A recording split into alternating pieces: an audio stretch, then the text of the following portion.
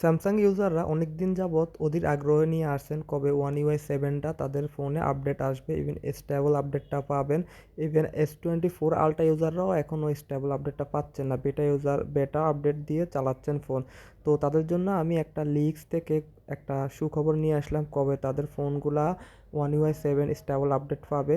তো লিক্স থেকে জানা যাচ্ছে যে S24 আলট্রা ইউজাররা, বলতে গেলে S24 ইউজাররা প্রথমে আপডেটটা পাবে। এপ্রিলের মাঝামাঝি থেকে শেষের মধ্যে S24 ইউজাররা আপডেট পেয়ে যাবেন।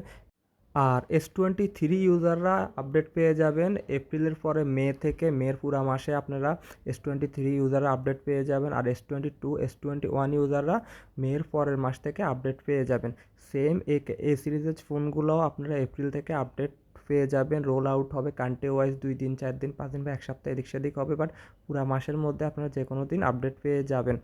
আর জেড ইউজাররা বা ট্যাব ইউজাররাও সেম এপ্রিল থেকে আপনারা আপডেট শুরু হবে, জুন এর মধ্যে আপনারা স্টেবল আপডেটটা পেয়ে যাবেন।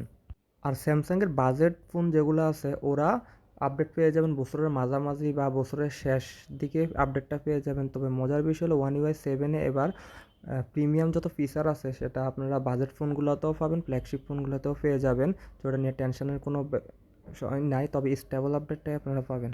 আর ওয়ান ইউআই সেভেনটা এত লেট হওয়ার কারণ স্যামসাং অফিসিয়ালি জানিয়ে দিয়েছে যে তাদের S25 আলট্রাতে স্টেবল আপডেট থাকার পরেও কেন প্রিভিয়াস মডেলগুলো বা আগের মডেলগুলোতে লেট হচ্ছে। তার কারণ হচ্ছে একটাই কারণ যে আগের মডেলগুলোতে একটা এক এক ধরনের মডেল, এক এক ধরনের প্রসেসর থাকার কারণে সবগুলোতে স্টেবল আপডেট একসাথে দিতে পারছেন না, সেজন্য লেট হচ্ছে। তবে অনেক নতুন নতুন এআই ফিচার অ্যাড হওয়ার কারণে এবার একটু লেট হয়েছে, যাতে ওয়ান ইউআই সেভেনটা আরও স্মুথলি আরও স্টেবলভাবে আপডেট করে সবার হাতে দিতে পারে।